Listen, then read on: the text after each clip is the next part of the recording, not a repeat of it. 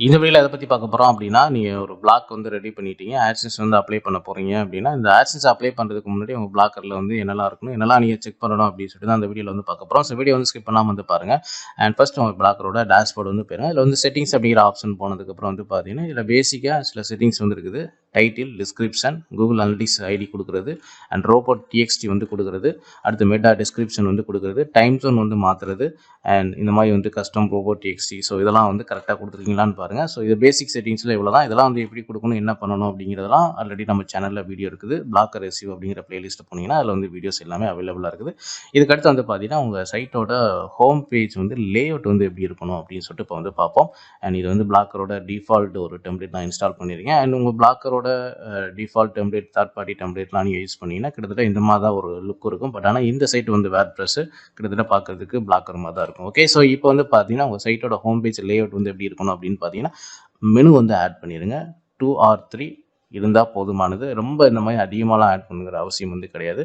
மெயினாக வந்து இந்த பேஜஸில் வந்து ஆட் பண்ணிடுங்க. இந்த பேஜஸ் வந்து டாப்பில் ஆட் பண்ணுற மாதிரி இருந்துச்சுன்னா ஆட் பண்ணிங்க, இல்லைனா சைடு பாரில் கூட ஆட் பண்ணிங்க, இல்லைனா வந்து ஃபுட்டர் செக்ஷனில் நீங்கள் வந்து கீழே பாட்டமில் ஆட் பண்ணாலும் சரி. அண்ட் இந்த மாதிரி வந்து சிங்கிள் லேட்டஸ்ட் போஸ்ட் தெரிகிற மாதிரி இருந்தால் கூட போதுமானது. புரியுதுங்களா? சில பேர் வந்து அதிகமாக அந்த கேட்டகரிஸ் வைஸாக பிரித்து இந்த மாதிரி தனித்தனியாக நிறைய இருக்கிற மாதிரி வந்து காமிக்கிறாங்க.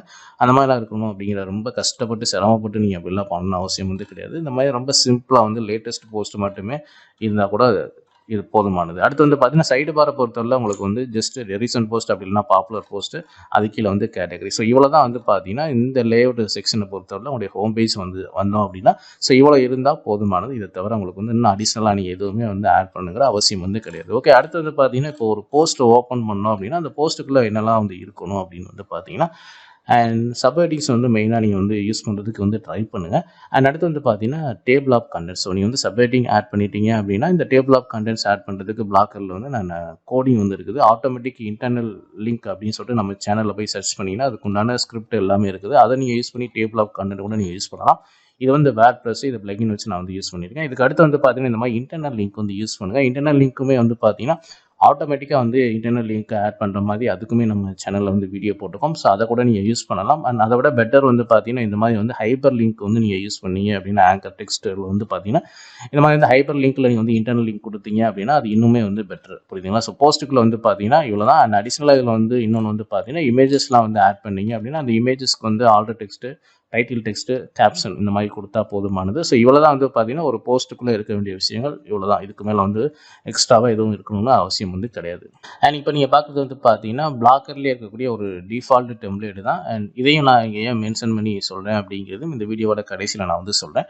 அண்ட் இதுலேயுமே நீங்கள் வந்து மெனு ஆட் பண்ணிக்கலாம். அண்ட் லெஃப்ட் சைடு வந்து பார்த்தீங்கன்னா சர்ச் பார் ஆட் பண்ணிக்கலாம். பாப்புலர் போஸ்ட் இந்த மாதிரி ஒரு 3 போஸ்ட் தெரிகிற மாதிரி நீங்கள் ஆட் பண்ணிக்கலாம். லேபிள் தெரிகிற மாதிரி நீங்கள் ஆட் பண்ணிக்க முடியும். And pages, privacy policy, terms and condition இதெல்லாம் வந்து நீங்கள் ஆட் பண்ணிக்கலாம்.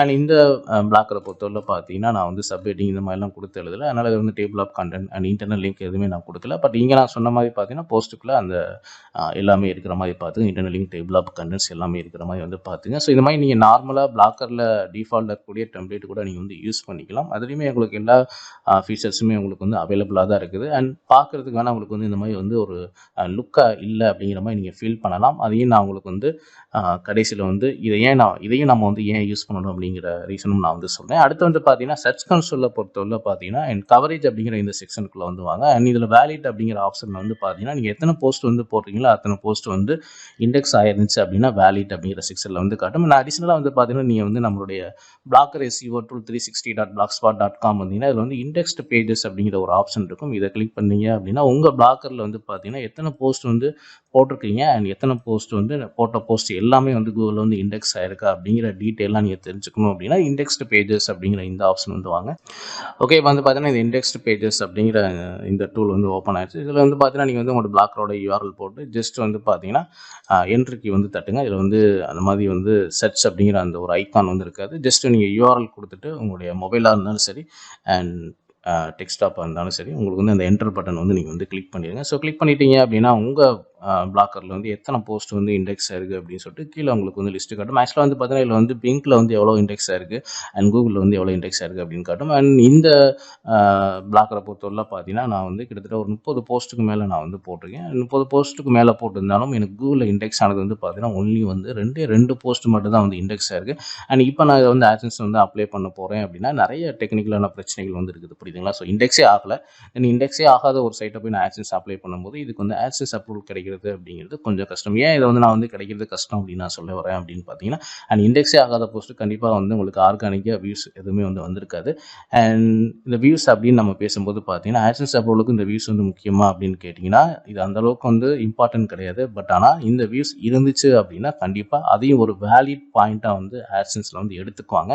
ஸோ அதனால் வந்து இது இம்பார்ட்டன்ட் இல்லை அப்படின்னு சொல்லிட்டு நம்ம ஒதுக்கிட முடியாது. இது இருந்துச்சு அப்படின்னா இதுவுமே உங்களுக்கு வந்து ஒரு வேலிட் பாயிண்ட் தான். ஸோ அதனால் வியூஸ் அப்படிங்கிறது ரொம்ப முக்கியமான ஒரு விஷயம் தான். அதுவும் ஆர்கானிக்காக வந்துச்சு அப்படின்னா ரொம்ப முக்கியமாக அதை எடுத்துக்குவாங்க. அதே சமயத்தில் அந்த மாதிரி ஆர்கானிக்காக வரணும் அப்படின்னா உங்களுடைய பிளாக்கில் இருக்கக்கூடிய எல்லா போஸ்ட்டுமே வந்து இண்டெக்ஸ் ஆகிருக்கணும். இண்டெக்ஸ் ஆயிருச்சா இல்லையா அப்படிங்கிறத பிளாக்கர் எஸ்இஓ டூல்ஸில் போய் நீங்கள் செக் பண்ணிக்கிங்க. ஓகே, அடுத்து வந்து பார்த்தீங்கன்னா இந்த மொபைல் ஃப்ரெண்ட்லி டெஸ்ட்டும் நீங்கள் வந்து பண்ணிக்கங்க. இந்த மொபைல் ஃப்ரெண்ட்லி டெஸ்ட்டு வந்து ஜஸ்ட் நீங்கள் மொபைல் ஃப்ரெண்ட்லி டெஸ்ட்னு சொல்லிட்டு கூகுளில் தேடினீங்க அப்படின்னா கூகுளோட அஃபிஷியல் இந்த மாதிரி ஒரு லிங்க் இருக்கும். இதை கிளிக் பண்ணி உங்கள் பிளாக்கர் யூஆர்எல்ல போட்டு நீங்கள் செக் பண்ணிக்கலாம். இது மாதிரி எல்லாமே க்ரீன் கலராக வந்து காட்டணும். இதை நீங்கள் ஒன்ஸ் வந்து செக் பண்ணிக்கிங்க. அண்ட் பேஜ் ஸ்பீடுமே நீங்கள் வந்து பார்த்துங்க. அண்ட் இதில் வந்து பார்த்தீங்கன்னா நான் தமிழ் bloggers.xyz வந்து போட்டிருக்கேன். மொபைல் ஸ்பீடு வந்து பார்த்தீங்கன்னா ரொம்ப கம்மியாக தான் இருக்குது, 10 கீழே தான் வந்து காட்டுது. டெஸ்க்டாப் வந்து பார்த்தீங்கன்னா அதை விட ரொம்ப தான் 57 தான் வந்து காட்டுது, புரியுதுங்களா? அண்ட் அடுத்து வந்து பார்த்தீங்கன்னா இந்த ஸ்பீடு வந்து பார்த்தீங்கன்னா மொபைலில் மினிமம் வந்து ஒரு 30% மேலே இருக்கிற மாதிரி பார்த்துக்குங்க. அண்ட் அடுத்து வந்து பார்த்தீங்கன்னா உங்கள் பிளாக்கரில் வந்து பார்த்தீங்கன்னா ப்ரோக்கன் லிங்க் வந்து செக் பண்ணுங்கள். கூகுளில் போய்ட்டு brokenlinkcheck.com அப்படின்னு தெரியும் இந்த சைட் வரும். ஜஸ்ட் உங்கள் யூஆர்எல் போட்டு இதில் வந்து ஃபைன் ப்ரோக்கன் லிங்க்ஸ் கொடுத்துட்டீங்க அப்படின்னா உங்கள் பிளாக்கரில் வந்து என்னென்ன லிங்க்ஸ் வந்து ப்ரோக்கன் இருக்குது அதை வந்து அப்டேட் வந்து பண்ணுங்கள். அந்த லிங்க்கை இல்லை அப்படின்னா அந்த லிங்க் வந்து ரிமூவ் பண்ணுறதுக்கு ட்ரை பண்ணுங்கள். அண்ட் ஃபைனலாக வந்து பார்த்தீங்கன்னா இப்போ வந்து இந்த டெம்ப்ளேட் வந்து பார்த்தீங்களா, இந்த பிளாக்கரை நான் வந்து காப்பி பண்ணி இந்த பேஜ் ஸ்பீடில் போயிட்டு நம்ம போட்டுட்டு இப்போ இதோடைய பேஜ் ஸ்பீடு வந்து எவ்வளோ இருக்குன்னு பார்ப்போம். இப்போ வந்து பார்த்தீங்கன்னா இந்த டெம்ப்ளேட் நீங்கள் பார்த்தீங்களா, இதோடைய ஸ்பீடு வந்து பார்த்தீங்கன்னா உங்களுக்கு வந்து மொபைலில் வந்து 86 வந்து இருக்குது, டெஸ்க்டாப்பில் வந்து பார்த்தீங்கன்னா 100 வந்து இருக்குது. அகெயின் வந்து இப்போ நம்ம வந்து அனலைஸ் கொடுத்து செக் பண்ணி பார்த்துறோம். அண்ட் மொபைலில் வந்து பார்த்தீங்கன்னா 80க்கு மேலே இருந்து இருக்குது. நிறைய பேர் நீங்கள் நினச்சது வந்து இந்த டெம்ப்ளேட் வந்து அவ்வளோ லுக்காலாம் வந்து கிடையாது, பிளாக்கரோட டிஃபால்ட் டெம்ப்ளேட் வந்து அப்படின்னு நீங்கள் நினைப்பீங்க. இதை பெரும்பாலும் யாரும் வந்து யூஸ் பண்ணவும் மாட்டீங்க. பட் இதோடைய ஸ்பீட்லாம் வந்து பார்த்தீங்கன்னா அந்தளவுக்கு வந்து சூப்பராக வந்து இருக்கும். கூகுள் எதிர்பார்க்குறதுமே வந்து பார்த்தீங்கன்னா இந்த மாதிரி ஸ்பீடு தான் வந்து அவங்க எதிர்பார்க்குறாங்க. அண்ட் மொபைலில் அகைன் வந்து நம்ம டெஸ்ட் பண்ணதில் 95 வந்து காட்டுது. அண்ட் டெஸ்க்டாப்பில் வந்து பார்த்தீங்கன்னா 100 வந்து காட்டுது. ஃபைனலாக இன்னொரு டைம் வந்து நம்ம வந்து செக் பண்ணிடுறோம். அண்ட் 3 டைம்ஸ் வந்து செக் பண்ணால் தான் ஓரளவுக்கு வந்து கரெக்டாக கெஸ் பண்ண முடியும், கரெக்டான ஸ்பீடு இவ்வளோ தான் இருக்குது அப்படின்னு சொல்லிட்டு ஃபைனல் பண்ணிக்கலாம். அண்ட் மொபைல் அகைன் வந்து பார்த்தீங்கன்னா எவ்வளோ ஸ்பீடு இருக்குது அப்படின்னு பார்த்தீங்கன்னா ஓகே. ஸோ இந்த மாதிரி டிஃபால்ட் டெம்ப்ளேட்டுமே வந்து நீங்கள் யூஸ் பண்ணுறதுக்கு வந்து ட்ரை பண்ணுங்கள், நீங்கள் பிளாக்கர் வந்து வச்சுருந்தீங்க அப்படின்னா. ஓகே, ஸோ இப்போ வந்து பார்த்தீங்கன்னா மொபைலில் வந்து அகைன் செக் பண்ணப்போ 95 வந்து காட்டுது, டெஸ்க்டாப்பில் வந்து பார்த்தீங்கன்னா 100 வந்து காட்டுது. ஸோ இந்த டெம்ப்ளேட் வந்து பார்த்தீங்கன்னா மற்ற தேர்ட் பார்ட்டி டெம்ப்ளேட்டுக்கு வந்து இன்னும் சொல்லப்போனால் அந்த தேர்ட் பார்ட்டி டெம்ப்ளேட்டோட ரொம்ப பெஸ்ட்டான ஒரு டெம்ப்ளேட்னு சொல்லுவேன். ஸோ இந்த மாதிரி டெம்ப்ளேட்டும் யூஸ் பண்ணுறதுக்கு வந்து ட்ரை பண்ணுங்கள். ஸோ இந்த வீடியோவில் பார்த்தீங்கன்னா நீங்கள் வந்து ஆட்சன்ஸ் அப்ளை பண்ணுறதுக்கு முன்னாடி வந்து என்னெல்லாம் வந்து செக் பண்ணணும், என்னென்ன விஷயங்கள்லாம் வந்து கரெக்டாக இருக்கணும் அப்படின்னு கண்டிப்பாக உங்களுக்கு வந்து தெரிஞ்சிருக்கும். இதெல்லாம் வந்து செக் பண்ணுங்கள். அதுக்கு உண்டான டூல்ஸ் எல்லாமே நம்ம பிளாக்கர் எஸ்இஓ டூல்ஸ்லையும் உங்களுக்கு வந்து அவைலபிளாக இருக்குது. அண்ட் மற்ற டூல்ஸும் வந்து நீங்கள் வந்து செக் பண்ணி பாருங்கள். ஸோ இந்த வீடியோ பிடிச்சா லைக் பண்ணுங்கள், ஷேர் பண்ணுங்கள். நம்ம சேனலில் பிளாக்கர் சம்மந்தமான A to Z வீடியோஸ் வந்து அப்டேட் பண்ணிக்கிறோம். ஸோ மறக்காம நம்ம சேனலை வந்து சப்ஸ்கிரைப் பண்ணி வச்சுங்க. தேங்க்ஸ் ஃபார் வாட்சிங்.